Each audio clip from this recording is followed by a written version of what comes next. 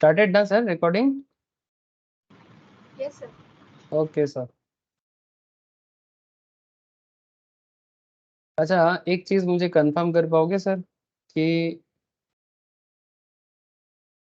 एक सेकेंड रुको, कोनिका का क्या इशू हो गया?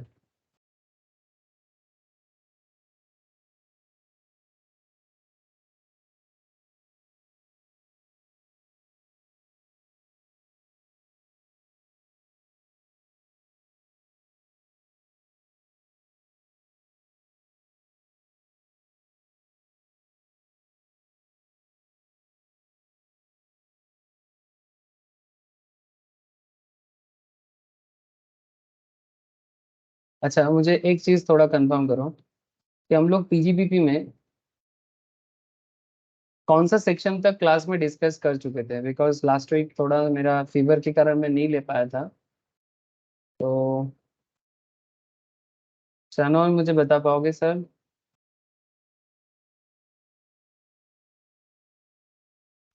Sir 35 AD। 35 एडी हो गया था या होगा? हाँ सर, हो गया। हो गया था। Okay. 35 AD basically investment link tax deductions के बारे में बात कर रहा था, इसके ऊपर हम लोगों ने चर्चा कर लिया। रिगार्डिंग एग्जांपल्स क्वेश्चंस भी सॉल्व हुआ था, ये सिर्फ मैंने प्रोविजन ही बताया था? सर प्रोविजन पता थे, क्वेश्चन नहीं हुआ। क्वेश्चन नहीं हुआ था।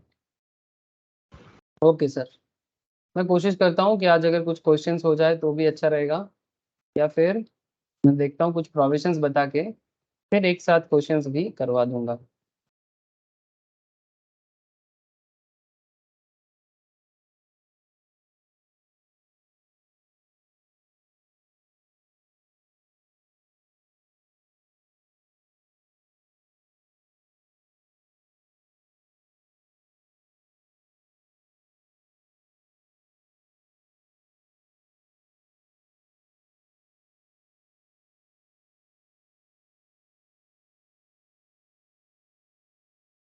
ओके सर, चलो एक काम करते हैं। कोनिका आवाज आसছে? नेटवर्क इशू ছিল মেবি। हाँ सर। ओके ओके सर, थोड़ा फोकस करो, हम लोग पीजीबीपी के अंदर हैं अभी, है ना? Profits and gains in business and professions. Income tax में जो इम्पोर्टेंट 5 हेड्स हैं उसमें से एक हेड के अंदर हम लोग बातचीत कर रहे हैं। तो ऐसा नहीं कि ये पीजीबीपी का पहला क्लास है ऑब्वियसली ना, लेकिन ये पीजीबीपी का मतलब मिड वे में हम लोग चल रहे हैं। अभी भी और भी सेक्शंस है जिसके अंदर हम लोगों को काफी और भी चर्चा करना बाकी है। तो एक काम करते हैं, लास्ट वीक मैंने आप लोगों के साथ एक स्पेशल टॉपिक में डिस्कशन किया था, मैं उसका कुछ प्रैक्टिकल एग्जांपल्स आपके साथ डिस्कस करूंगा। और 35 एडी, मैंने बेसिकली मैं 35 एडी में बात कर रहा हूँ, और जैसे ही 35 एडी हो जाएगा फिर मैं आपके साथ 35 डी में डिस्कस करूंगा, ठीक है? और फिर ऐसे चलते चलते ये इंपॉर्टेंट सेक्शन में 35 डी डी ए, 36 का एरिया, 37 का एरिया, ऐसे करते करते आगे बढ़ेंगे सर, ठीक है? और जब पूरा सेक्शन सारा का सारा इंपॉर्टेंट सेक्शन कवर हो जाएगा फिर मैं एक साथ सारा सेक्शन को कंबाइन करके कंप्लीट क्वेश्चन करवाऊंगा। मतलब उसमें जरूरी नहीं कि आपको at a time each and every section एक साथ करना पड़े, बट हो सकता है कि आपको रैंडमली कोई भी सेक्शन उठा के सवाल किया जा सकता है, ठीक है? तो तब आपको ना इतना स्पेसिफिक टाइम नहीं मिलेगा। Specific time in the sense, आपका माइंड में ऐसा नहीं होगा कि सिर्फ 35 एडी से सवाल होगा। आपको क्वेश्चन जब करेगा 35 एडी हो सकता है, 35 डी हो सकता है, ठीक है? 32 रह सकता है, 40 रह सकता है, 44 ए ई रह सकता है, 44 ए डी रह सकता है, कुछ भी हो सकता है। आपको पता होना चाहिए कि कौन से सेक्शन के बारे में बात हो रहा है और उस रिगार्डिंग क्या प्रोविजंस अप्लाई करके क्वेश्चन को सॉल्व करना है। देखो सर, सक्सेस का कोई शॉर्टकट नहीं होता, इनकम टैक्स में भी प्रोविजंस का कोई शॉर्टकट नहीं हो सकता। आपको डिटेल्स नॉलेज लेना ही पड़ेगा, ठीक है? तभी जाके आप वेरियस क्वेश्चन अटेंड कर पाओगे। एग्जाम में अगर थोड़ा सा घुमा हुआ क्वेश्चन भी रखे, आप उसको भी जवाब देने लायक बनोगे। ये बात तो जितना जल्दी समझ जाओगे उतना अच्छा है, ठीक है? चलो सर, तो लास्ट दिन मैंने आपको काफी सारा पॉइंट में, जैसे साइंटिफिक रिसर्च में बात हुआ था, उसका क्वेश्चंस भी मैंने करवाया था। डिप्रिसिएशंस में सेक्शन 32 में बात हुआ है, उसके रिगार्डिंग ब्लॉक ऑफ एसेट्स में बात हुआ है सर, मुझे याद आ गया सब सारा। ठीक है, सेक्शन 30, 28, इवन ICDS में भी मैंने बात कर लिया। चलो बहुत अच्छा है, अच्छे जा रहे हैं हम लोग, काफी अच्छा जा रहा है। और सबसे पहले तो सर मैंने फॉर्मेट कराया था, और अगर किसी ने फॉर्मेट अभी तक नहीं करा या रिवाइज करना भूल गए या फिर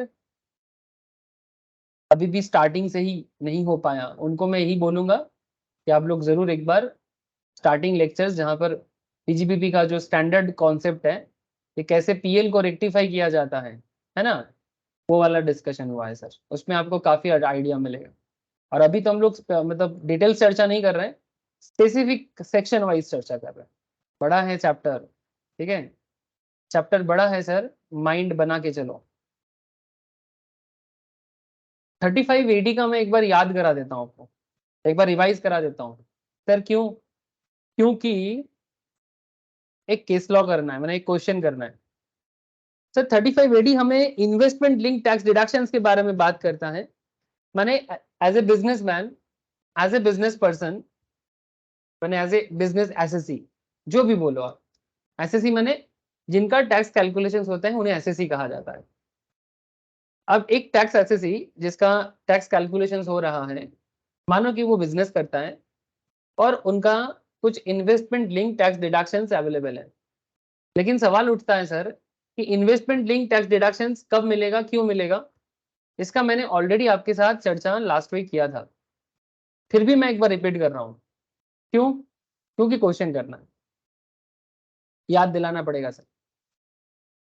तो कुछ स्पेसिफाइड बिजनेस जो गवर्नमेंट ने डिक्लेयर करके रखा है, एग्जाम्पल, अगर कोई कोल्ड चेन, जिसको कोल्ड स्टोरेज भी बोलते हैं, स्पेशली फॉर फूड ग्रेन्स के लिए, या फिर क्या बोलते हैं उसको, खाना मतलब जो एग्रीकल्चरल प्रोड्यूस के लिए, कोल्ड चेन फैसिलिटीज अगर किसी ने 1/4/2009 के बाद डेवलप कर रहा है, तो उनको ना टैक्स में डिडक्शन मिलता है, जो खर्चा वो करता है setting up and operating cold chain facilities. क्योंकि गवर्नमेंट को पता है कि ये सब जो इंफ्रास्ट्रक्चरल फैसिलिटीज है ना, ये अवेलेबल कम है सोसाइटी में, इन आवर कंट्री। तो इसलिए गवर्नमेंट बोले कि भाई अगर किसी ने 1/4/2009 के बाद कोल्ड चेन फैसिलिटीज वगैरह डेवलप किया है, ये सब मैंने डिटेल्स में बताया था, setting up and operating warehousing facilities for storing agricultural produce, ठीक है, ये वेयर हाउस फैसिलिटी अगेन 1/4/2009, ठीक है। तो इसमें भी आपको डिडक्शंस मिल जाता है। तो डिडक्शंस का कैलकुलेशन कैसे होता है वो मैं बताता हूँ। इसके अलावा laying and operating cross country natural gas, crude और पेट्रोलियम ऑयल पाइपलाइन, ये सब मैं बोला था, जस्ट रिवाइज करा रहा हूँ। Pipeline network for distribution including storage facilities being an integral part of such network.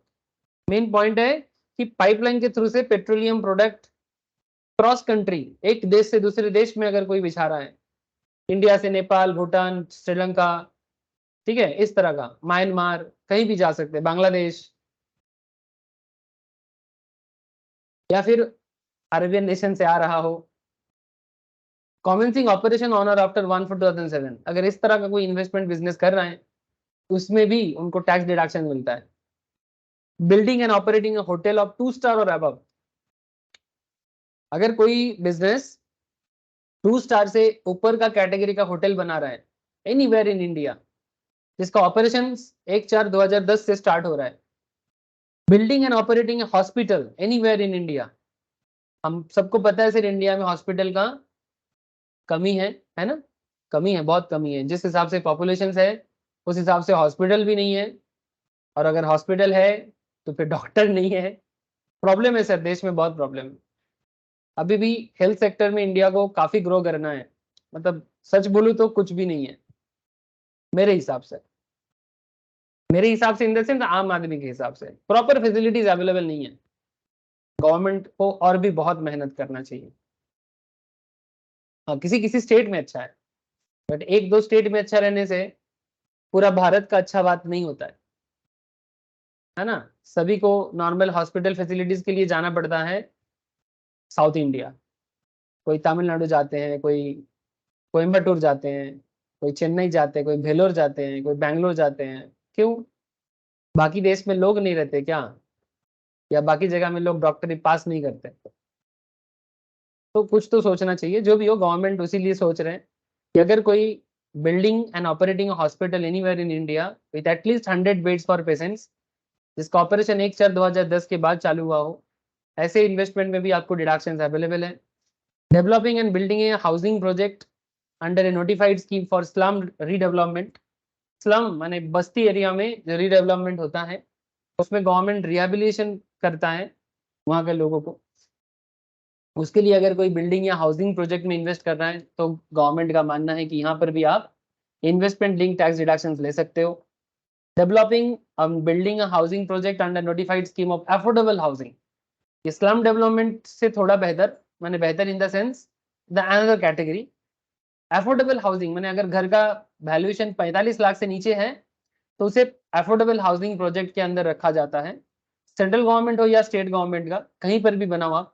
1/4/2011 के बाद देश में फर्टिलाइजर का प्रोडक्शन वो काफी खराब है सर। चाइना से ज्यादातर एक्सपोर्ट करते हैं इंडिया, सॉरी इंपोर्ट करते हैं। तो अगर कोई फर्टिलाइजर जो एग्रीकल्चर में यूज होता है सर, तो उसका प्रोडक्शन करे 1/4/2011 के बाद, उसमें भी डिडक्शन अवेलेबल है। Setting up and operating an inland और कंटेनर डिपोट, ठीक है, जैसे अदानी पोर्ट जैसे बिजनेस आजकल। कंटेनर डिपोट, इनलैंड कंटेनर माने इनलैंड माने देश के अंदर जो रिवर सिस्टम या समुद्र सिस्टम है ना, उसमें जो कंटेनर देखते होंगे आप लोग, ठीक है, जहां पर एक्सपोर्ट इंपोर्ट के लिए प्रोडक्ट को कंटेनर में डाल के रखा जाता है, देखिए हो कभी?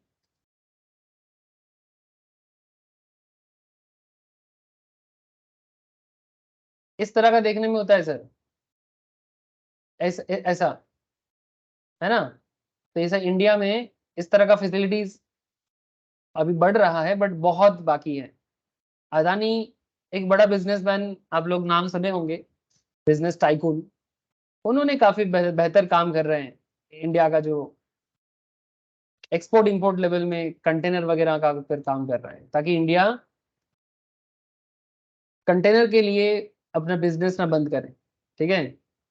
तो जो जरूरत का जगह है, ये हर जगह में अगर कोई इन्वेस्टमेंट करेगा ना, तो गवर्नमेंट उसको फैसिलिटीज देगा टैक्स में।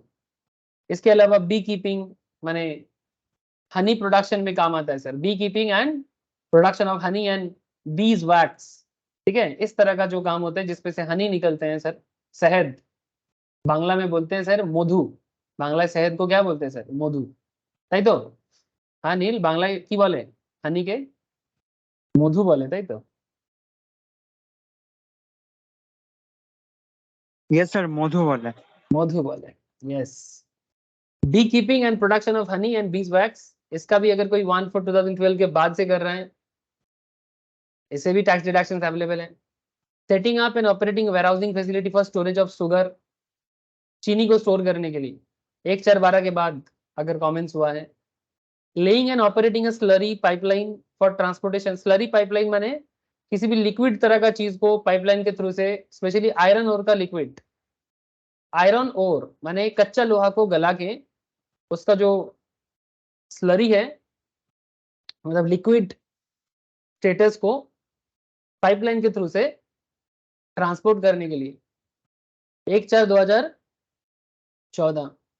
Setting up and operating a semiconductor wafer fabrication manufacturing unit, इसके बारे में भी मैंने लास्ट दिन बोला था कि अगर कोई पर्टिकुलर लग्जरी कारों के लिए यूज होता है सेमीकंडक्टर वेफर फैब्रिकेशन, ये भी मैंने लास्ट दिन बोला था, आज तो मैं रिवाइज करा रहा हूँ। इंडिया में सेमीकंडक्टर प्रोडक्शन उतना नहीं होता, उतना क्या होता ही नहीं ऑलमोस्ट। रिसेंटली गवर्नमेंट कोशिश कर रहा है कि सेमीकंडक्टर इंडिया में बने। ऐसे तो दुनिया में सेमीकंडक्टर का मैन्युफैक्चरिंग ताइवान में होता है, कुछ यूरोपियन नेशंस के पास इसका टेक्नोलॉजी है। तो इंडिया चाहते हैं कि एटलीस्ट टेक्नोलॉजी ना हो, मैन्युफैक्चरिंग तो इंडिया में हो, क्योंकि लग्जरी कार में जो कंप्यूटर फैसिलिटीज रहता है ना सर, जिसको हम लोग कार के अंदर बोलते हैं ना फैसिलिटी वाला कार, तो वो सेमीकंडक्टर के थ्रू से ही पॉसिबल है। ये एक तरह का मदरबोर्ड फंक्शन है जो पूरा कार को फैसिलिटी प्रोवाइड करते हैं। डेवलपिंग और मेंटेनिंग एंड ऑपरेटिंग और developing maintaining operating new infrastructure facility 1/4/2017 के बाद अगर कोई कर रहा है, ये सब तरह का इन्वेस्टमेंट अगर कोई करे, जितना कि मैंने नाम लिया आपके साथ, उसमें डिडक्शंस अवेलेबल है। सर कितना डिडक्शंस मिलेगा? Sir 100% of the capital expenditure other than expenditure on acquisition of any land, goodwill and financial instrument. Goodwill purchase करेगा तो वो नहीं होगा, लैंड परचेस का अमाउंट नहीं आएगा, और कोई फाइनेंशियल इंस्ट्रूमेंट वगैरह है, ठीक है, वो सब नहीं आएगा। Incurred during the previous year fully and exclusively for the above specified business, जो मैंने अभी अभी आपके साथ वापस रिवाइज किया, would be allowed as deductions from the business income of an assessee if he has opted for the previous provisions of section 35. Further, the expenditure incurred fully and exclusively for the purpose of specified business prior to commencement of operation, माने business को start करने से पहले अगर किसी भी तरह का एक्सपेंडिचर, उसको भी अलाउ कर सकता है as deduction during the previous year in which the assessee commenced operation on his specified business, provided the amount incurred prior commencement has been capitalized in the books of account. अगर start करने से पहले उस खर्चे को business में capital में transfer किया है, तब जाके वो भी डिडक्शंस के तौर पे दिखा सकते हैं। और एक बात, पेमेंट कितना करने से आप डिडक्शंस ले सकते हो, कैश में करने से या कितना कैश अलाउड है। एक्सीडिंग 10,000 अगर है, अगर इलेक्ट्रॉनिक मोड में है तभी डिडक्शंस मिलेगा। 10,000 के नीचे होगा कैश डिडक्शंस चलेगा। 10,000 के नीचे रहेगा तो कैश खर्चा करोगे तो ले सकते हो, 10,000 के ऊपर कैश का खर्चा करोगे तो अवेलेबल नहीं हो पाएगा। 10,000 के ऊपर का कोई भी अमाउंट ऑनलाइन करो, इलेक्ट्रॉनिक करो, ठीक है, लेकिन कैश में ना करो। और एक बात कहा है sir, non eligibility for deductions under section 10AA और चैप्टर 6 है। एक्चुअली ये एक चैप्टर आता है सर सेक्शन 10 का, इस चैप्टर का नाम है income which do not form part of total income and agree income एक टॉपिक आता है सर इनकम टैक्स में। इनकम टैक्स में एक टॉपिक आता है income which do not form part of total income, जो सेक्शन 10 का एरिया है। तो सेक्शन 10 के अंदर सेक्शन 10AA में इसी तरह का इन्वेस्टमेंट लिंक डिडक्शंस अवेलेबल होता है। तो कहता है कि आप एट ए टाइम दोनों जगह से सिमिलर पर्पस में डिडक्शन नहीं ले सकते। इसीलिए कहता है कि assessee availing investment link tax deduction under section 35AD in respect of any specified business, जो हम लोगों ने ऑलरेडी रीड किया, in any assessment year is not eligible for claiming profit linked deduction under chapter 6A और section 10AA for the same और any other assessment year in respect of such specified business. एक ही specified business में अगर आपने 35AD से deduction claim करते हो तो प्रॉफिट लिंक डिडक्शन जो अवेलेबल है 10AA के अंदर सेम स्पेसिफाइड बिजनेस के लिए आपको अवेलेबल नहीं हो पाएगा, बिकॉज 35AD जो है ये इन्वेस्टमेंट लिंक के बारे में बात करता है। Investment linked tax deduction, business में इन्वेस्टमेंट होगा तो 100% डिडक्शन अवेलेबल होता है। 10AA जो है वो प्रॉफिट लिंक्ड सिमिलर बिजनेस में डिडक्शंस प्रोवाइड करते हैं। नाउ एट ए टाइम एक साथ कॉन्करेंटली 35AD 10AA एक साथ नहीं अलाउड नहीं करेगा आपको, कोई भी एक। अगर 10AA पहले ले लिए हो तो 35AD नहीं मिलेगा, अगर 35AD मिल गया है तो 10AA नहीं मिलेगा। याद रखिएगा, asset to be used only for specified business for 8 years. Any asset in respect of which a deduction is claimed and allowed under section 35AD shall be used only for the specified business. जो asset आप use करोगे अगर वो specified business के लिए use करोगे, any asset in respect of which a deduction is claimed and allowed under section 35AD shall only be used for the specified business. मैंने specified business माने अभी जो हम लोग लंबा लिस्ट पढ़ के आए, वो भी कितने सालों के लिए? 8 साल, beginning with the previous year in which such asset is acquired, मतलब जिस पर्टिकुलर ईयर में आपने एसेट को एक्वायर किया और कंस्ट्रक्ट किया, If such asset is used to any purpose other than specified business, the total amount of deductions you claimed and allowed under section 35AD in any previous year in respect of such asset as reduced by the depreciation allowable under section 32, as if no deduction had been allowed under section 35AD, shall be deemed to be the business income of the assessee of the previous year in which the asset is to be used. अब ये deductions का या फिर 8 साल का क्या खेल है, ये मैं आपको आगे आगे क्वेश्चंस वगैरह कराने के टाइम पे बताता हूँ, ठीक है। बेसिकली 8 साल तक अब उसको बिजनेस में रख सकते हो। अब ये तो था प्रोविजंस का इकिर मिकिर चाम चिकिर। सर मतलब ये था प्रोविजंस का एक डिटेल्स स्टडी, या फिर ऐसे बोलो कि सर ये तो आपने रिवाइज ही करवा दिया। हाँ सर मैंने तो रिवाइज ही करवा दिया, लेकिन किंतु परंतु बंधु, जब सामने कोई क्वेश्चन आएगा तब 35AD को कैसे यूज करना है इसमें फोकस करें, और मेरे साथ साथ ये एग्जाम्पल को देखें। अच्छा एग्जाम्पल है। अगर सबसे पहले ना क्वेश्चन को रीड करके अंडरस्टैंडिंग को डेवलप करना चाहिए। पहले क्वेश्चन में आपके साथ रीड करूंगा, उसके बाद इसके आंसर की तरफ बढ़ूंगा। सवाल समझ में आए तो ही जवाब देने का फायदा। अगर क्वेश्चन ही समझ में ना आए तो फिर जवाब देना थोड़ा मुश्किल हो सकता है। चलिए sir, mister A commenced operation of the business of setting up a warehousing facility for storage of a food grain, sugar and edible oil. Sir किस किस चीज का काम कर रहे हैं? फूड ग्रेन का, सुगर का एंड एडिबल ऑयल का। कब कर रहे हैं? 1 अप्रैल 2022 को। ही इनकर्ड कैपिटल एक्सपेंडिचर शुगर के लिए, सॉरी फूड ग्रेन के लिए 80 लाख, शुगर के लिए 60 लाख एंड एडिबल ऑयल के लिए 50 लाख। इतना कैपिटल एक्सपेंस कर रहा है respectively. On purchase of land and building, अच्छा बिजनेस करना है तो लैंड बिल्डिंग भी तो परचेस करना होता है। On purchase of land and building during the period January 2022 to March 2022 exclusively for the above business. ठीक है, माने आप बात को समझे, ये जो storage of food grain, sugar, edible oil, ये वेयरहाउसिंग फैसिलिटी इनको बनाना है। इन्होंने क्या किया? He incurred capital expense of 80 lakh, 60 lakh, 50 lakh respectively on purchase of land and building during the period January 2022 to March 2022। यानी जनवरी 2022 से लेके मार्च 2022 तक ये जो 3 बिजनेस इन्होंने सेट करना है ना, फूड ग्रेन का, शुगर का, एडिबल ऑयल का, उसके लिए लैंड परचेस किया।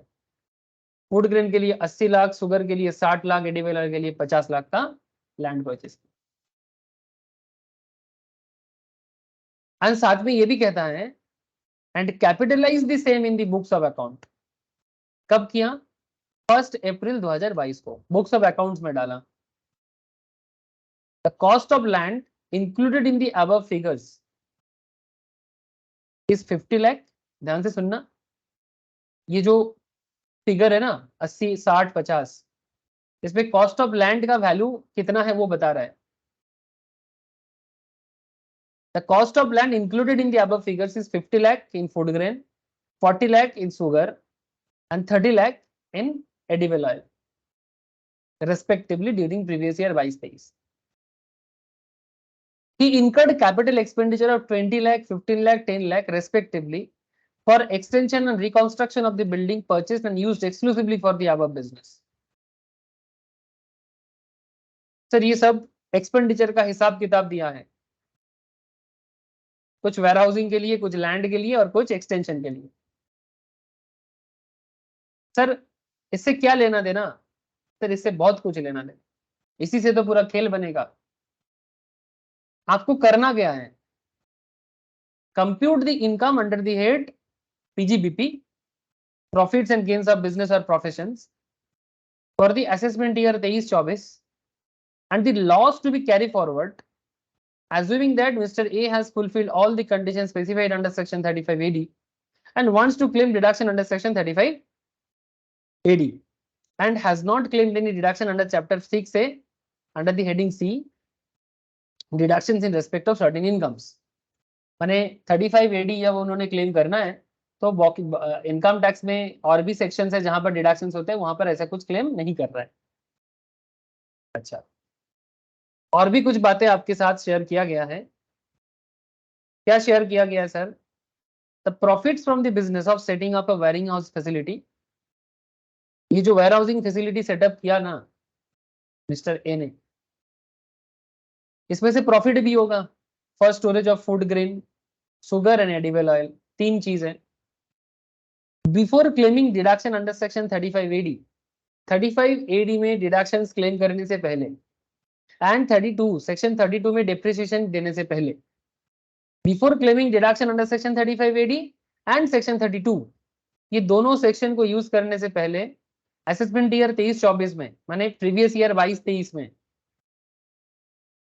फूड ग्रेन से प्रॉफिट किया 16 लाख का, सुगर से 14 लाख का एंड एडिबल ऑयल से 31 लाख का रेस्पेक्टिवली। ऑल्सो एज्यूम, ये भी मान लो, in respect of expenditure incurred, the payments are made by account by check or use of ECS through bank account।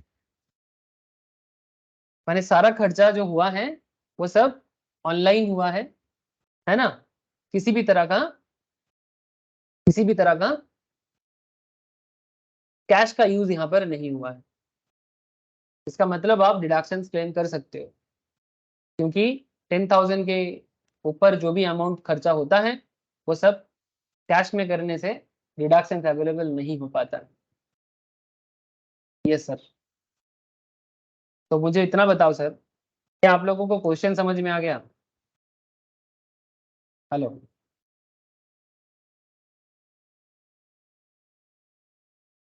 क्या आप लोगों को क्वेश्चन समझ में आ गया सर? पहले मुझे इतना तो बता दो सर।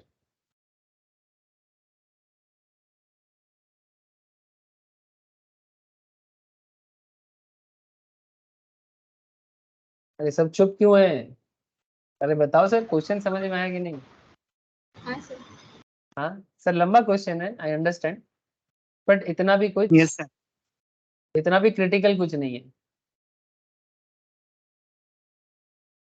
तो सर जब इस तरह का क्वेश्चन अगर आपके सामने आ जाए तो आपको करना क्या है सर? इजी है, बहुत इजी है, थोड़ा सा माथा लगाना है, ज्यादा नहीं। अच्छा सर, आप लोग मुझे एक छोटा सा हेल्प करो कि ये जितना बिजनेस है, जैसे कि फूड ग्रेन,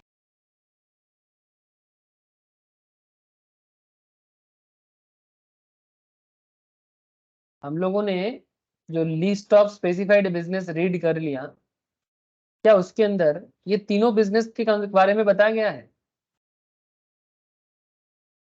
एडिबल ऑयल माने जो खाने वाला तेल होता है, फूड ग्रेन माने आप लोग जानते हो, है ना, और शुगर।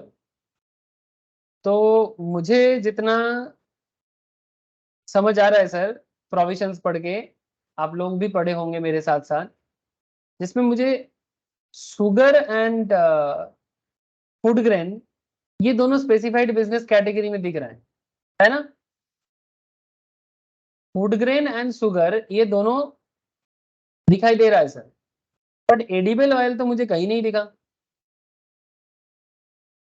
लास्ट क्लास में भी मैंने डिटेल्स में पढ़ाया था, आज भी मैंने एक बार शॉर्टकट में पढ़ाया। तो एक काम करो ना, ये जो प्रॉफिट है पीजीबीपी का, एडिबल ऑयल का अलग कर दो और फूड ग्रेन एंड शुगर का अलग कर दो। सर कैसे अलग करना है? सिंपल ना, आपको इंफॉर्मेशन मिलेगा profit from business of setting up a warehouse for storage of edible oil, ठीक है, before providing for depreciation under section 32। मैंने डिप्रिसिएशन देने से पहले आपने कितना प्रॉफिट कमाया एडिबल ऑयल का?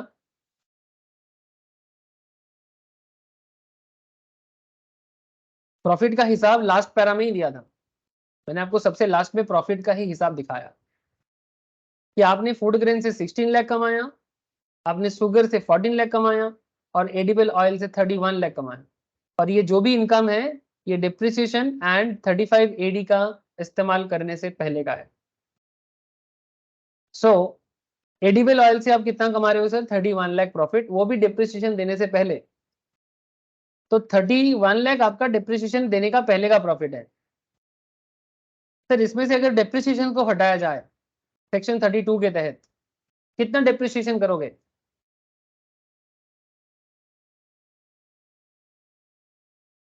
और डिप्रिसिएशन वैल्यू कैसे निकालोगे? इसके लिए आपको अगेन थोड़ा सा मेहनत करना होगा। सर कैसा मेहनत? सर हम तो वेयर हाउस का डिप्रिसिएशन करेंगे ना। तो आपने टोटल कितना खर्चा किया एडिबल ऑयल के लिए? कैपिटल एक्सपेंडिचर 50 लाख का है ना। इस 50 लाख के अंदर लैंड का प्राइस कितना है? The cost of land included above figure. Edible oil का लैंड का प्राइस कितना है? 30 लाख। तो 50 लाख का 50 लाख का टोटल आपने एक्सपेंडिचर किया, जिसमें से 30 लाख आपका लैंड का प्राइस है। इसको नहीं लेना है ना सर, कॉस्ट ऑफ लैंड को इंक्लूड नहीं करना है। 50 लाख माइनस 30 लाख, और इसके साथ ऐड हो जाएगा ये जो extension and reconstruction of building purchased 10 lakh. तो 50 से 30 चला जाएगा तो 20 प्लस 10 30। और इसके ऊपर आपको डिप्रिसिएशन लगाना है 30 लाख के ऊपर। इस 30 लाख के ऊपर आपको डिप्रिसिएशन लगाना है। तो वेयर हाउस पे कितना डिप्रिसिएशन लगता है? ब्लॉक ऑफ एसेट निकालो। 10%। हाँ बोलो सर। 10%। 10% लगता है। इसके लिए ब्लॉक ऑफ एसेट का लिस्ट देखो, ब्लॉक ऑफ एसेट का लिस्ट देखो, पता लग जाएगा। ठीक है, ब्लॉक ऑफ एसेट का जो लिस्ट है उसमें जो कौन से बिल्डिंग पे कितना तरह का डिप्रिसिएशन चार्ज होता है, आपको पूरा लिस्ट मैंने प्रीवियस लेक्चर्स में पढ़ाया, किसी ना किसी लेक्चर्स में तो है, या तो फर्स्ट सेकंड थर्ड फोर्थ, आज शायद 5th क्लास चल रहा है, 5th या 6th होगा पीजीबीपी में। तो अभी आपको क्या करना है सर? 30 लाख पे 10% टैक्स लगाना है, सॉरी डिप्रिसिएशन लगाना है। 30 लाख पे 10% डिप्रिसिएशन लगाना है, तो लगा दो। इसमें क्या है? तो 30 लाख का वैल्यूएशन हुआ, उसमें से 10% डिप्रिसिएशन है, तो 30 लाख का 10% इज 3 लाख। तो 31 से 3 चला गया, डिप्रिसिएशन चला जाएगा ना सर वैल्यूएशन से। तो 31 माइनस 3 तो 28 लाख हो जाएगा इनकम चार्जेबल अंडर पीजीबीपी, है ना, माने income chargeable under profits and gains from business और प्रोफेशन 28 लाख। ठीक है, तो ये हो गया हमारा एडिबल ऑयल का हिसाब। सर अभी फूड ग्रेन और शुगर का तो बात हुआ नहीं। हाँ सर कर लेते हैं ना। Sir food grain and sugar जो है वो स्पेसिफाइड बिजनेस कैटेगरी में आता है, और ये 35 एडी के अंदर आता है, क्योंकि स्पेसिफाइड बिजनेस के अंदर इन्वेस्टमेंट लिंक टैक्स डिडक्शंस मिलता है, तो उसके लिए 35 एडी का हिसाब इंपॉर्टेंट है। तो आपको पहले देखना है कि 35 एडी के तहत जो आपने इन्वेस्टमेंट किया, पहले तो आपने कितना किया, तो आपने प्रॉफिट कितना कमाया। Profit from specified business of setting up and warehousing facility, food grain में 16 लाख का प्रॉफिट, शुगर में 14 लाख का प्रॉफिट, कुल मिला के 30 लाख का प्रॉफिट। यहां से आप डिडक्शंस दे सकते हो 35 एडी का, यहां से आप डिडक्शन दे सकते हो 35 एडी का। कितना डिडक्शन दे पाओगे, इसका हिसाब क्या होगा?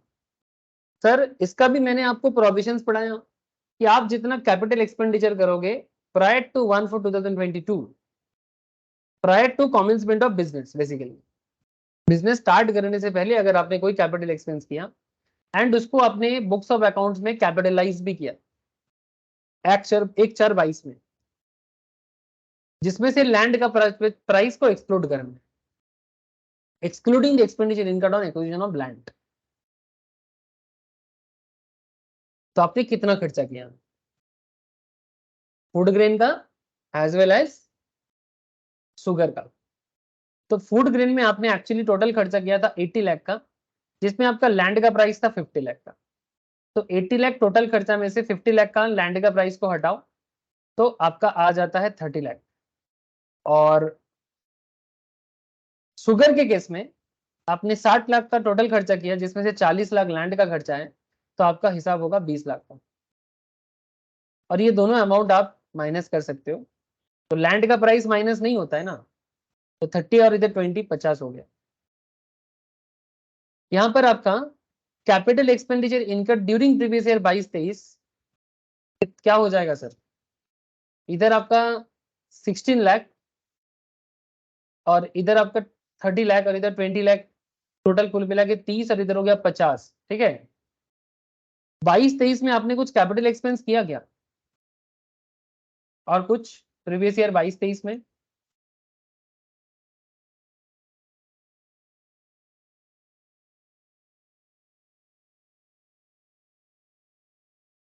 सर आप देखो, आपने रिकॉन्स्ट्रक्शन एंड एक्सटेंशन के लिए फूड ग्रेन के लिए 20 लाख एंड शुगर के लिए 15 लाख का खर्चा किया था, है ना? सही बोल रहा हूँ ना? फूड ग्रेन का यहाँ पर लिखा होगा, फूड ग्रेन का 20 लाख तो है, रेस्पेक्टिवली बोला है। और 15 लाख किसके लिए है सर? फूड ग्रेन शुगर, हाँ ठीक है, 15 लाख शुगर के लिए है। एडिबल ऑयल लास्ट में है, ठीक है। रेस्पेक्टिवली के ऊपर डिपेंड करता है कि क्या होगा। तो उधर हो गया 20 और 15 35 लाख। तो कुल मिला के आपने खर्चा क्या क्या कर लिया? एक तरफ आपने जितना प्रॉफिट किया उसमें से 35 एडी में आपको लेस करने का मौका मिलेगा ये सब अमाउंट। यहाँ 30, इधर 20 इसका, इधर 20 इसका, इधर 15 इसका। तो कुल मिला के अगर देखा जाए तो फूड ग्रेन के केस में 16 लाख से 50 लाख को माइनस करो, मैंने एक्चुअली खर्चा को माइनस करो, टोटल एक्सपेंस कितना हो रहा है, माइनस अभी नहीं करना है। टोटल एक्सपेंस कितना हो रहा है? 30 + 20 50 लाख। इधर कितना हो रहा है? 20 + 15 35। और इधर कितना हो रहा है टोटल में? 50 + 35 85। रहने दो अभी, ठीक है, रहने दो अभी। डिडक्शन अंडर 35 एडी का क्या होता है? रूल क्या क्या कहता है सर? रूल क्या कहता है 35 एडी का? 35 एडी का रूल कहता है कि 100%, हेलो,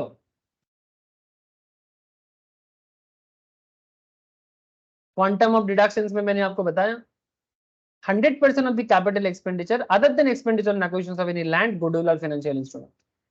तो 100% डिडक्शंस अवेलेबल होगा। तो 100% डिडक्शंस को आप यहाँ पर दिखाओ।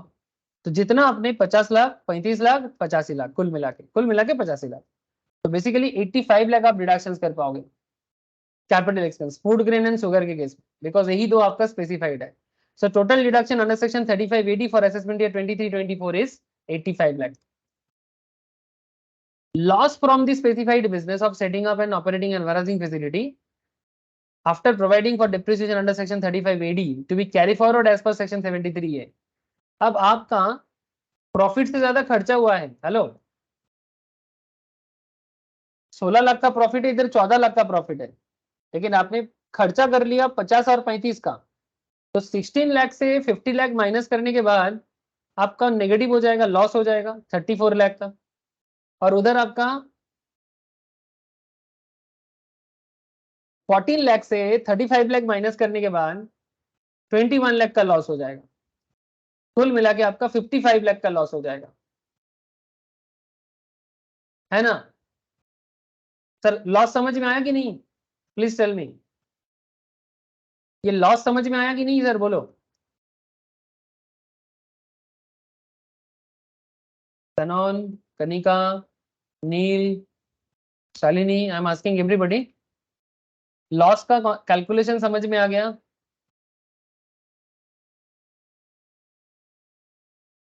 Yes sir. तनोन क्लियर ना? कोनिका, हाँ सर। हाँ सर। कोनिका बुझे छे? ओके, शालिनी क्लियर है कि नहीं? लॉस हाँ कैसे सर। आया? तो ये जो लॉस है ये हम कैरी फॉरवर्ड कर सकते हैं। क्या कर सकते हैं सर? 35AD के तहत ये जो लॉस है ये कैरी फॉरवर्ड हो सकता है, लेकिन इसका सेक्शन अलग है।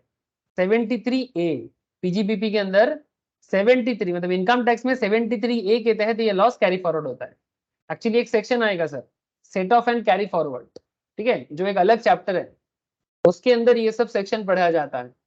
और आप इतना समझ लो कि स्पेसिफाइड बिजनेस भी ये बाद में वापस जब वो वाला चैप्टर आएगा ना, carry forward and losses, set of and carry forward of losses, जब हम लोग वो वाला चैप्टर करेंगे तब 73A का फिर से चर्चा होगा। तब आपको याद रहना चाहिए कि स्पेसिफाइड बिजनेस के केस में आप लॉस को कैसे कैरी फॉरवर्ड कर सकते हो। ये लॉस अगला अपकमिंग ईयर्स में आप कैरी फॉरवर्ड करके लेके जा सकते हो कि आपका अगर स्पेसिफाइड बिजनेस पे लॉस है तो आप स्पेसिफाइड बिजनेस के साथ एडजस्ट कर सकते हो। बस यही होगा हिसाब, और तो कुछ है नहीं। आपको स्पेशल नोट्स भी यहाँ पर बता के दिया जो आप लोग जानते हो। Deductions of 100% of the capital expenditure is available under section 35AD for assessment day 23-24 in respect of specified business of setting up and operating a warehousing facility for storage of sugar and setting up and operating a warehousing facility for storage of agricultural produce where operations are commenced on or after 1/4/2012 and on or after 1/4/2009 respectively। ये rule है, ये आपको पहले ही पता होना चाहिए कि किस डेट के बाद चालू करने से आपको ये मिलेगा। However, since setting up and operating a warehousing facility for storage of edible oil is not a specified business, edible oil का जो business है वो specified category में नहीं आता है, so Mr. A is not eligible for deduction under section 35AD in respect of capital expense incurred in respect of such business। याद रखें इस बात को। And point number 4, Mr. A can however claim depreciation, हाँ depreciation claim कर सकते हैं under section 32 जो हम लोगों ने ऑलरेडी किया, डिप्रिसिएशन क्लेम वो कर सकता है, ठीक है। It is presume that the buildings were put to use for more than 180 days, इसलिए पूरा साल भर का डिडक्शन लगा दिए डिप्रिसिएशन का। अगर आधा साल का होता तो आधा अमाउंट चार्ज करते। और एक बात, ये जो लॉस हुआ है ना, ये loss of specified business can be set of only against profit from another specified business. अब अपकमिंग ईयर में आपका स्पेसिफाइड बिजनेस से अगर प्रॉफिट हो जाता है, और प्रॉफिट तो इस बार भी हुआ है पर इस बार खर्चा ज्यादा हुआ है, बट अगर मानो 24-25 में या 25-26 में अगर आप प्रॉफिट करते हो स्पेसिफाइड बिजनेस में, तो loss from a specified business can be set of only against profit from another specified business. Therefore, the loss of 55 lakh from the specified business of setting up and operating a warehousing facility for storage of food grains and sugar cannot be set off against the profit of rupees 28 lakh of business of setting up operating house facility of edible oil। आपने देखा होगा कि edible oil में हम लोगों ने 28 लाख का profit किया, पर फूड ग्रेन एंड शुगर में हम लोगों ने 55 लाख का लॉस किया। बट ये दोनों एडजस्ट नहीं कर सकता, ये दोनों एडजस्ट नहीं कर सकता। क्यों? क्योंकि edible oil non specified category में आता है और food grain and sugar specified category आता है। तो स्पेसिफाइड बिजनेस का लॉस स्पेसिफाइड के प्रॉफिट के साथ एडजस्ट करेगा, नॉन स्पेसिफाइड के साथ एडजस्ट नहीं करेगा, ठीक है। Since the same is not a specified business, such loss can be however be carry forward indefinitely for set off against profit of the same or any other specified business up for the in the upcoming year। मेरे हिसाब से 35AD का इससे बेहतर और क्या हो सकता है। 35AD का जो अंडरस्टैंडिंग है इससे बेहतर और क्या हो सकता है सर। आपने प्रोविजंस पढ़ा, अपने प्रोविजंस का समरी पढ़ा और आपने एक क्वेश्चन कर डाला। बोलो क्लियर है तो आगे बढ़ेंगे।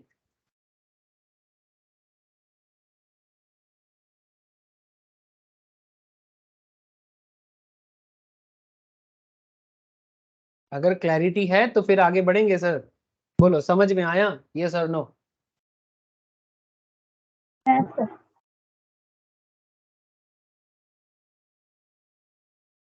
तनन, नील, बाकी लोगों का, शालिनी, हाँ सर। Yes sir. क्लियर ना? फिर इस तरह का और एक क्वेश्चन सर, ये भी कर लेना चाहिए, ये वाला क्वेश्चन भी कर लेना चाहिए। चलो कर लेते हैं। 35 AD is a very important topic, sir.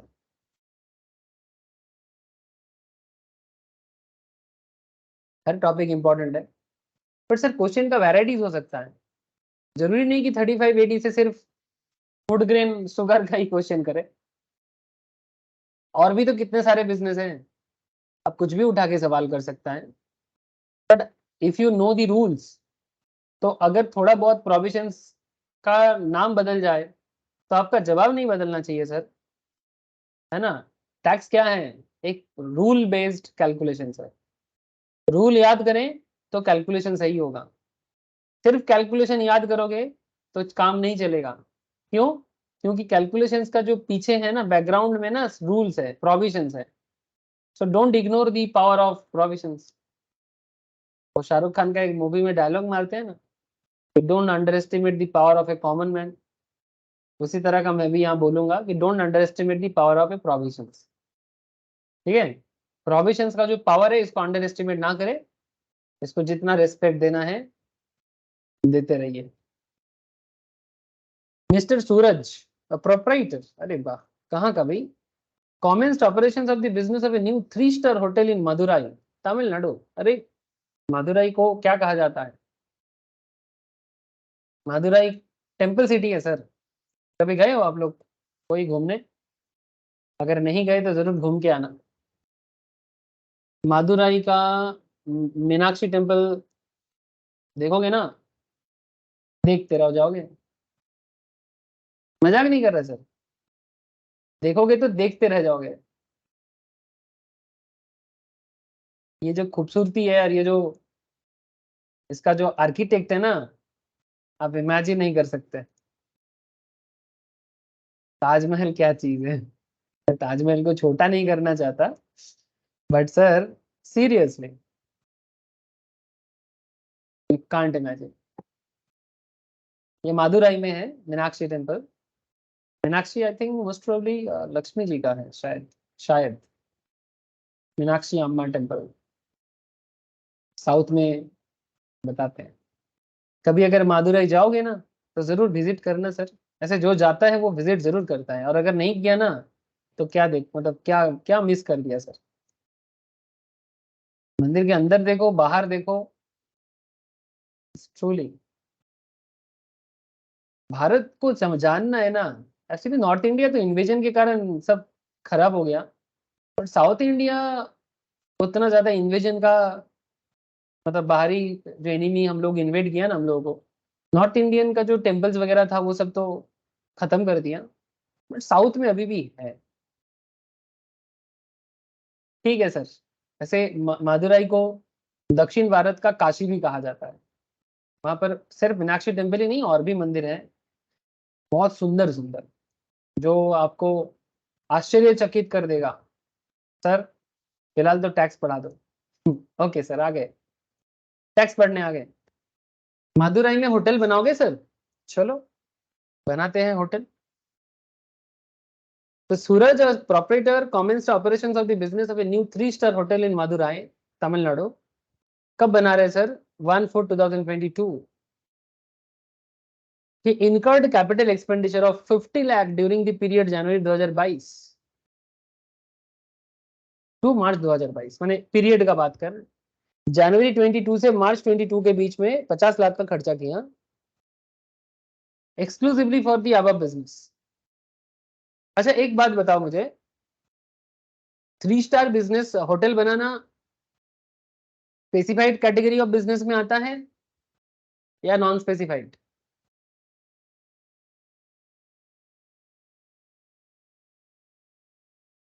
Non specified. Non specified क्यों? 3-स्टार। हाँ बोलो बोलो,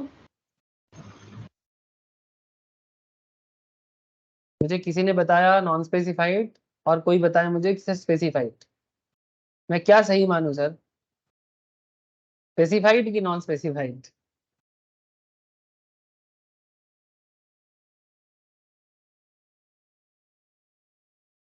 सर कंसंट्रेशन लैग हो रहा है आप लोगों का, मत करो।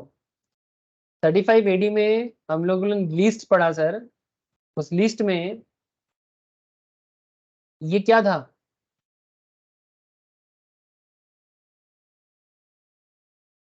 ये क्या था? Building and operating A hotel of 2 star और अबव। तो मुझे बताओ सर, 2 स्टार बड़ा है कि 3 स्टार बड़ा है? होटल का ऐसे ही होता है ना category, 2 star, 3 star, 5 star, 7 star. हाँ,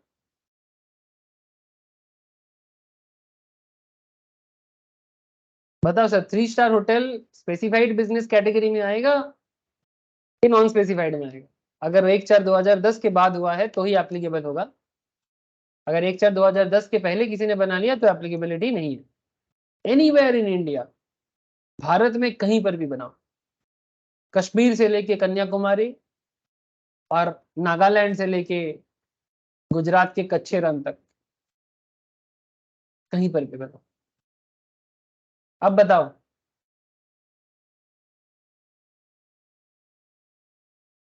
अरे सोनी का स्पेसिफाइड, Specified. स्पेसिफाइड कि नॉन स्पेसिफाइड? Specified. स्पेसिफाइड। देखा, गलती से गलती की, है ना? भूल करे भूल होएगा लो, भूल करे भूल होएगा लो। Mister Suraj, a proprietor, commenced operation of the business of a new 3-star hotel in Madurai, Tamil Nadu. 1/4/22. He incurred a capital expenditure of 50 lakh during the period January 22 to March 22, exclusively for the above business, and capitalized the same in his books of account as on 1st April 2022. यानी financial year के starting में ही उसने उसको capitalise कर दिया। Further during the previous year 22-23, he incurred capital expense of rupees 2 crore, out of which 1.50 crore was for acquisition of land. 2 crore वापस further expense किया, जिसमें से 1.5 crore तो लैंड के लिए, exclusively for the above business. Compute the income under the head PGBP for the assessment year 23-24, assuming that he has fulfilled all the conditions specified under section 35 AD and opted for claiming deduction under section 35 AD, and he has not claimed any deduction under chapter 6A under heading C, deductions of respect of certain incomes. ठीक है, मैंने दूसरे head में इस related किसी भी तरह का डिडक्शन उन्होंने नहीं लिया। जैसे कि चैप्टर 6 का एक पूरा डिस्कशन करेंगे, जिसको 80C से 80U बताते हैं, ठीक है, बट वो सब यहाँ पर अवेलेबल नहीं हुआ है। प्रॉफिट के बारे में बता रहे हैं सर आपको। The profit from business of running this hotel, Madurai में जो होटल उन्होंने रन कर रहे हैं, assessment year 23-24, that means previous year 22-23, है ना? Before claiming deduction under section 35 AD is 25 lakh, 25 lakh का प्रॉफिट है। Assume that he has also another existing business of running 4-star hotel in Coimbatore. Assume करो कि उसका और एक 4-स्टार होटल है जो कोयम्बटूर में, ये भी तमिलनाडु के अंदर आता है। ये भी बहुत सुंदर सा शहर है सर, मैं गया हूँ कोयम्बटूर में गया हूँ। तो 4-स्टार hotel in Coimbatore which commenced operations 15 years back, which commenced operations 15 years back, 15 साल पहले स्टार्ट हुआ था। सर ये 15 साल से क्या लेना देना? दिमाग लगाओ। प्रोविजंस कहता है कि 1 अप्रैल 2010 के बाद जो होटल बिजनेस स्टार्ट हुआ है, 2 स्टार एंड अबव कैटेगरी वाला, 1 अप्रैल 2010 के बाद जो होटल बिजनेस बनाया है उनको स्पेसिफाइड कैटेगरी में रखा जाएगा और डिडक्शन अवेलेबल होगा। करेंटली जो ईयर चल रहा है, ये प्रीवियस ईयर 22-23 चल रहा है, तो प्रीवियस ईयर 22-23 से अगर 15 साल पीछे जाए तो क्या 1/4/2010 के पहले हो जाएगा? हेलो, कोयम्बटूर वाला जो होटल है, अगर मैं 2022-23 से 15 ईयर्स बैक जाऊं, 15 साल पीछे जाऊं, तो ये कौन से ईयर में स्टार्ट हुआ होगा? बोलो।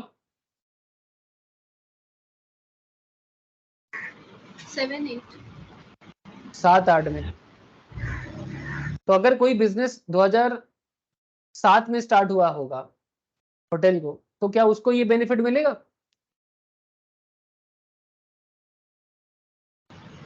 नहीं मिलेगा। नहीं मिलेगा, थैंक यू सर। मतलब कोई अगर क्वेश्चन में 15 साल बैक लिख के रखा है, वो सोच रहे हैं होगा 15 साल पहले, हमें क्या लेना देना। अरे भाई वो 15 साल में डिडक्शंस अवेलेबल होगा कि नहीं होगा उसका हिसाब आ जाता है। इसको बोलते हैं क्रिटिकली रीडिंग। सिर्फ पढ़ना नहीं है, क्रिटिकली पढ़ना है सर। थोड़ा सा कंसंट्रेशन हटेगा तो दुर्घटना घटेगा। अच्छा, कोयम्बटूर वाला होटल से कितना प्रॉफिट कर रहे हैं? 120 lakh, 23-24 assessment year. Also assume that payment for capital expenditure are made by net banking, माने कैश नहीं कर रहा है सर, ऑनलाइन कर रहा है। अच्छा बात है ना, अच्छा बात है, ऑनलाइन कर रहा है, डिडक्शंस के लिए कोई दिक्कत नहीं है। तो फिर दो बिजनेस है, एक मदुराई का और एक कोयम्बटूर का। तो मदुराई तो स्पेसिफाइड है, दिख रहा है सर। तो मदुराई में आपने 25 लाख का प्रॉफिट किया, तो ये 25 लाख प्रॉफिट से देखो एक्सपेंस को माइनस करो। मदुराई बिजनेस में आपने एक 2 करोड़ का खर्चा किया सर 22-23 में, जिसमें 150 लाख तो लैंड का है। तो लैंड का खर्चा तो माइनस करने को मौका नहीं मिलता, मैंने डिडक्शन नहीं मिलता। तो 200 लाख में से 150 लाख हटाओ सर, तो 50 लाख का एक्सपेंस आपको डिडक्शन मिल जाएगा। And capital expenditure incurred prior to 1/4/22, that is business start करने से पहले, and capitalize in the books of accounts जो है वो 50 लाख है। ये क्वेश्चन में दिया था, क्वेश्चन में दिया था sir. He incurred a capital expense of 50 lakh during period January 2022 to March 22 exclusively for the above business and capitalized the same in the books of accounts on 1 April 2022। ये वाला 50 लाख ले सकते हैं, बिल्कुल ले सकते हैं। तो दोनों को मिला के आपने टोटल 100 लाख का इन्वेस्टमेंट किया, और ये 100 लाख पूरा का पूरा डिडक्शन होगा, पूरा का पूरा डिडक्शन होगा 35 AD के तहत।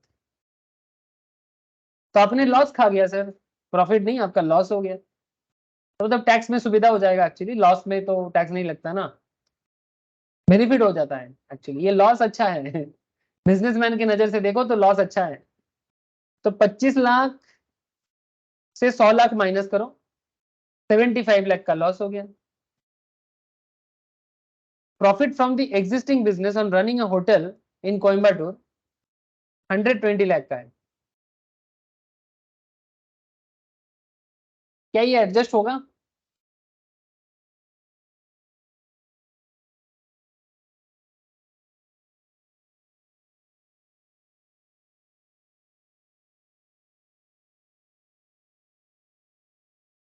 क्या ये एडजस्ट हो पाएगा? 75 लाख का loss in Madurai hotel and 120 lakh in Coimbatore hotel में प्रॉफिट।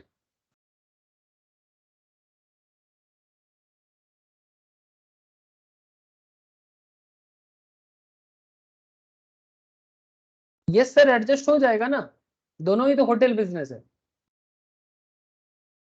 दोनों ही तो होटल बिजनेस है, सेम कैटेगरी ऑफ बिजनेस में है।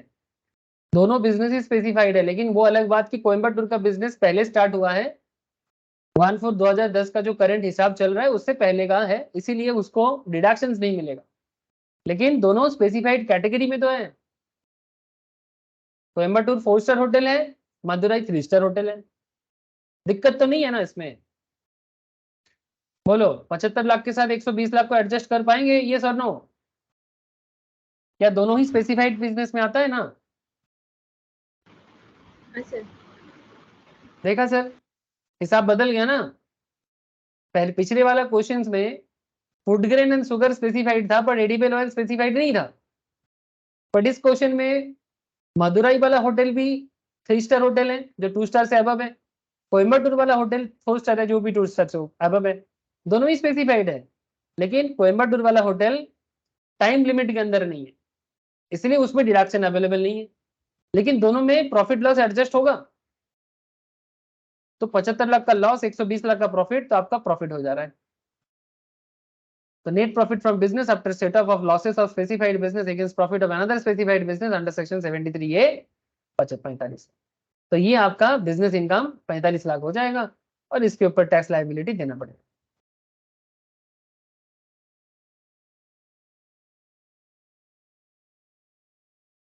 बात खत्म, पैसा आ जाओ। Any doubt sir? बोलो।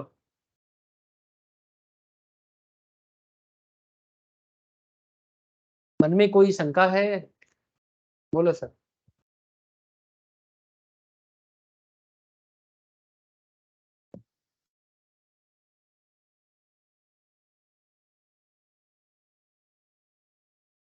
কি বোঝা গেছে সবাইকে? কণিকা, নীল, सनोन, शालिनी, बोलो सर, क्लियर ना? हाँ सर। इसी तरह से पढ़ाई करना है सर, तभी जाके आप जवाब हमेशा सही दे पाओगे।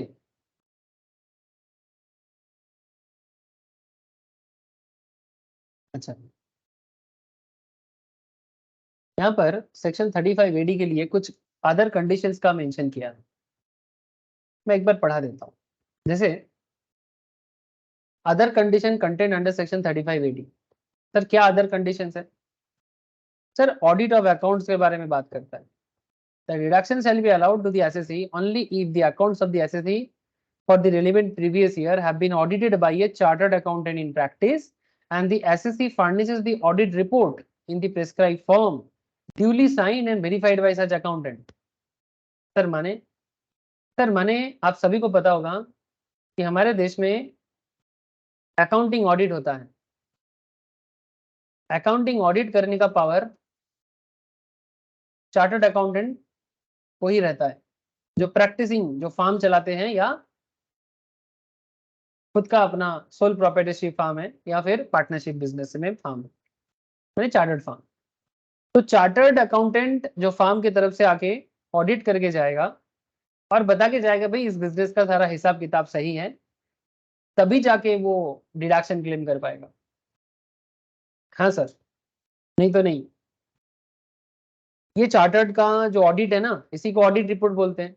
जैसे कॉस्ट ऑडिट अकाउंटेंट भी एक ऑडिट करते हैं, बट वो मैन्युफैक्चरिंग एंटिटी में कॉस्ट ऑडिट का काम करते हैं, और जो कंपनी सेक्रेटरीज होते हैं वो सेक्रेटरियल ऑडिट करते हैं। लेकिन सबसे पॉपुलर ऑडिट तो सर फाइनेंस ऑडिट है, इसमें तो कोई डाउट नहीं, अकाउंटिंग ऑडिट। तो जब जिसको भी स्पेसिफाइड बिजनेस में डिडक्शन लेना है 35 एडी में इनकम टैक्स में, सीए साहब से जाओ, प्रैक्टिसिंग सीए साहब के पास जाओ और ऑडिट करवा के लाओ। Asset to be used for specified business for 8 years, ये मैं पहले भी बोला।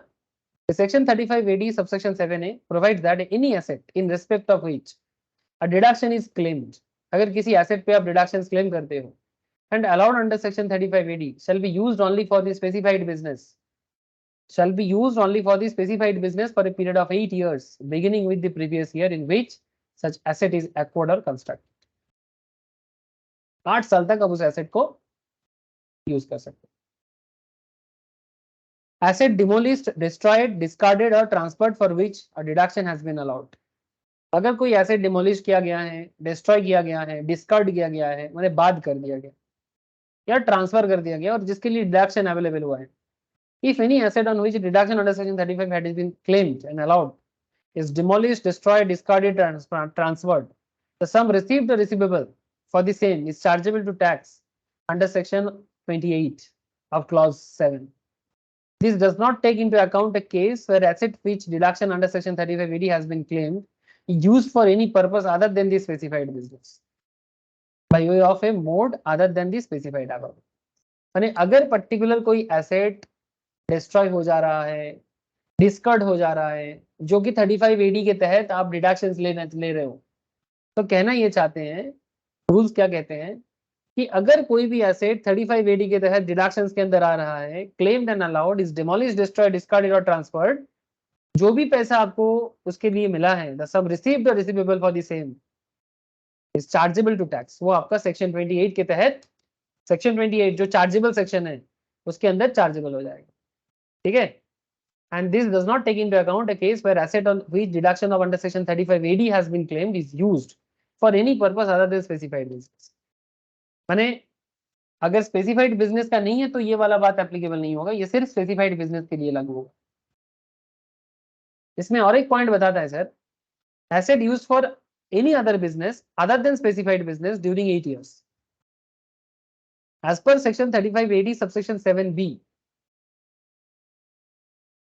if asset is used for any purpose other than the specified business during 8 years beginning with the previous year in which such asset is acquired, मतलब जब asset business के लिए लिया गया, purchase किया गया, the total amount of deductions so claimed and allowed in any previous year in respect of such asset as reduced by the amount of depreciation allowable in accordance with the provisions of section 32, as if no deductions had been allowed under section 3580, shall be deemed to be the income of the assessee chargeable under the head profits and gains of business or profession of the previous year in which the asset is so used. In such a case, as per the proviso to section explanation 13 of section 43 subsection 1, the actual cost of such asset for the assessee shall be the actual cost or as reduced by amount of depreciation. मैंने basically simple बात कह रहे हैं sir, ये actually हम लोग 43(1) के अंदर भी जब जाएंगे ना तब भी इसके बारे में बात करेंगे. अगर कोई एसेट स्पेसिफाइड बिजनेस में यूज नहीं हो रहा है, अदर देन स्पेसिफाइड बिजनेस में 8 साल से ज्यादा दिन के लिए यूज हो रहा है, तो उस पर्टिकुलर एसेट में ऑब्वियसली आप 3580 तो नहीं लगाओगे, है ना, बिकॉज वो तो स्पेसिफाइड कैटेगरी में आता ही नहीं है. और उसके अंदर जो भी डिप्रिसिएशन आप यूज करोगे उसको डिप्रिसिएशन अलाउ करने का मौका मिलेगा. बाकी ये जो पॉइंट है ना, इस पॉइंट का मैं डिटेल चर्चा 43 में बताऊंगा. ठीक है, 43 में इसका डिटेल चर्चा आएगा. अभी तो 43 नहीं आया ना सर, तो जब आएगा ना तब मैं 43 के साथ मैच करके आपको इस पॉइंट को वापस बता दूंगा कि क्या कहना चाहता है, क्योंकि नहीं तो अभी मुझे फिर से एक बार 43 बताना पड़ेगा तब जाके. अब 43 अभी बताने जाएंगे कंफ्यूज हो जाएंगे. तो फिलहाल मैं इस पॉइंट को यहाँ पर रखता हूँ, डिटेल चर्चा में 43 में बताऊंगा.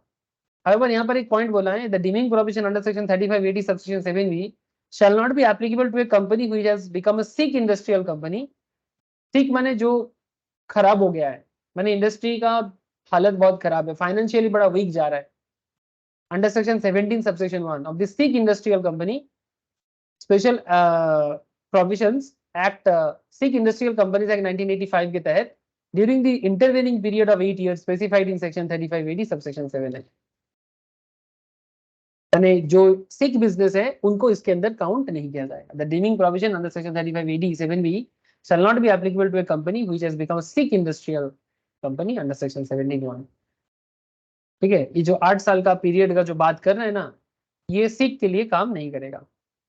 बस इतना याद रखे, इतना, उससे ज्यादा जरूरत अभी है नहीं. और बाकी ये जो 43 के साथ जो कनेक्शन आ गया ना, ये मैं 43 बताने के टाइम पे आपको बताऊंगा. एक काम करते हैं सर, इधर एक क्वेश्चन है, ये वाला क्वेश्चन भी करें, आपको थोड़ा सा सुविधा हो सकता है.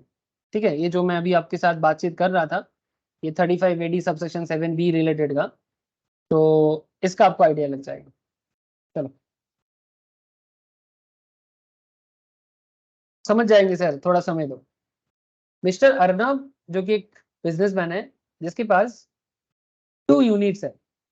Unit A carries on specified business of setting up and operating a warehousing facility for storage of sugar.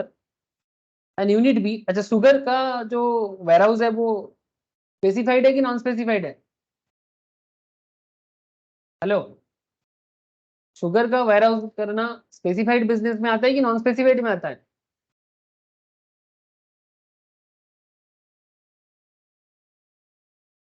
Specified. Sir specified, thank you sir.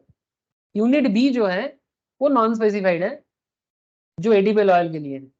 ठीक है, यूनिट ए अपना बिजनेस स्टार्ट किया 1421 में, एंड ये डिडक्शन क्लेम कर रहा है 100 लाख का.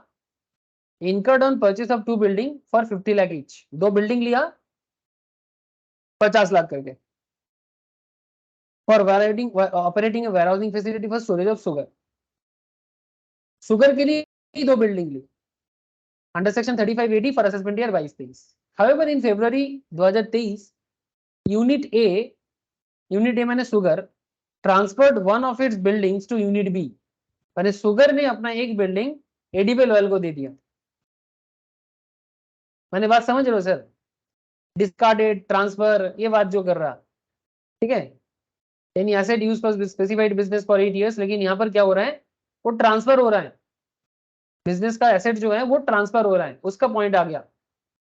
तो अगर शुगर वाला बिजनेस अपना कोई बिल्डिंग एडिबल ऑयल को ट्रांसफर कर लेता है, तो उसका कैलकुलेशन क्या होगा? तो आपको पहले समझना पड़ेगा, since the capital asset in respect of which deduction of 50 lakh was claimed under section 35 AD has been transferred by unit A carrying on specified business to unit B जो कि नॉन स्पेसिफाइड है in previous year 22। माने क्या हो रहा है sir, एक specified business एक नॉन स्पेसिफाइड बिजनेस को बिल्डिंग ट्रांसफर कर रहा है। तो ये जो स्पेसिफाइड जब नॉन स्पेसिफाइड को करता है ना, तो इसमें डिमिंग प्रोविजन लगता है 35 AD सबसेक्शन 7B, ये अट्रैक्ट होता है। और इसमें आपको हिसाब ऐसा होता है, आपको डिडक्शंस मिलेगा 50 लाख का, आपको डिडक्शंस मिलेगा 50 लाख का, और आपको डिप्रिसिएशन अलाउ करता है 50 लाख का 10% 5 लाख का। तो deemed income under section 35 AD 45 lakh का मान लिया जाएगा। ये डीम्ड इनकम मान लिया जाएगा सर। ऐसे तो आप डिडक्शन क्लेम कर रहे थे, आपको सिर्फ डिप्रिसिएशन अलाउ करेगा, 50 लाख से 5 लाख का डिप्रिसिएशन अलाउ करेगा, और बाकी पूरा का पूरा अमाउंट जो है वो डीम्ड इनकम मान लिया जाएगा। मैंने सर कहाँ खर्चा अलाउ होता, आपको सुविधा होता, उल्टा इनकम हो जा रहा है, मैंने ये तो बैम्बू हो जाएगा। हाँ sir, Mr. Arnav, however, by virtue of provision to explanation 13 of section 43 subsection 1 can claim depreciation under section 32 on the building of unit B for assessment year 23-24 for the purpose of claiming depreciation on building in unit B. The actual cost of building would be, मैंने आपको मैं बता देता हूँ sir, 43(1) का एक हिसाब यहाँ पर बता रहे हैं। बिजनेस के लिए जो बिल्डिंग का कॉस्ट है वो कितना है सर? वो 50 लाख का है सर। डिप्रिसिएशन कितना पड़ रहा है 32 के तहत? 5 लाख का, 50 लाख का 10%। The actual cost in the hands of Mr. Arnab in respect of building in its unit B is 45 लाख। यूनिट बी के लिए 45 लाख का कॉस्ट माना जाएगा, और इसको डिमिंग इनकम के तहत 45 लाख मान लिया जाएगा। अगर कोई स्पेसिफाइड बिजनेस का एसेट नॉन स्पेसिफाइड बिजनेस को ट्रांसफर होगा तो 35 AD 7B के तहत उसको डिमिंग प्रोविजन में कन्वर्ट कर दिया जाएगा। सिर्फ डिप्रिसिएशन क्लेम कर पाएगा, बाकी और कुछ नहीं। लेकिन 43(1) सेम कॉन्सेप्ट में actual cost to the SSC बात कर रहे हैं। माने यूनिट बी माने एडिबल ऑयल जो कि नॉन स्पेसिफाइड है, उसके हाथ में कितना कॉस्ट माना जाएगा? 50 लाख का एक्चुअल कॉस्ट, 5 लाख का डिप्रिसिएशन, तो 45 लाख होगा। ये 43(1) बताता है।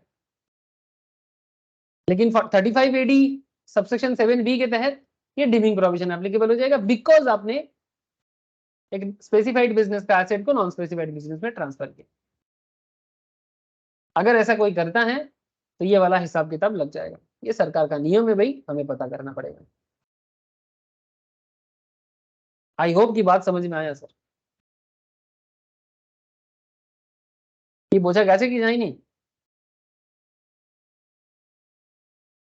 हाँ सर। बाकी 43(1) का चर्चा में 43 के अंदर जब आएंगे ना, तब मैं डिटेल्स में चर्चा करूंगा। अभी तक तो मैं 43 पहुंचा नहीं सर, आएंगे 43 में, तब आपके साथ में 43 का जोर का चर्चा कर लेंगे। ठीक है, ये 43 आएगा ना, तब मैं डिटेल्स में चर्चा 43 का कर लूंगा आपके साथ, तो डोंट वरी फॉर दैट। फिलहाल एक काम करो सर, मैंने आपके साथ 35 AD रिलेटेड जितना क्वेश्चन हो सकता है मैंने करवा दिया, डिटेल्स प्रोविजंस का भी चर्चा कर दिया। नेक्स्ट क्लास मैंने अपकमिंग सैटरडे को हम लोग सर 35D में चर्चा करेंगे, प्रिलिमिनरी एक्सपेंस। ये भी एक अनदर डिस्कशन है, अनदर एरिया सर। मतलब बेसिकली क्रोनोलॉजिकली आगे बढ़ते हुए चलेंगे, जिसके लिए हम लोग अभी पीजीबीपी में समय देते रहेंगे। ठीक है, तो सर आज इतना ही रखता हूँ, बाकी चर्चा सैटरडे वाला क्लास में स्टार्ट करेंगे। घर पे तब तक क्या करना है, रिवाइज करना है क्लास को, जितना मैं पहले कराऊं उसको पहले अच्छे से करो, देखो। उसके बाद हो सके तो जहां से आपको क्वेश्चन मिले इन डिफरेंट बुक्स, आप similar kind of question practice करो। जब मेरा कंप्लीट हो जाएगा तब मैं आपको वेराइटीज ऑफ क्वेश्चन प्रैक्टिस करने के लिए और दे दूंगा, आप करते रहना सर।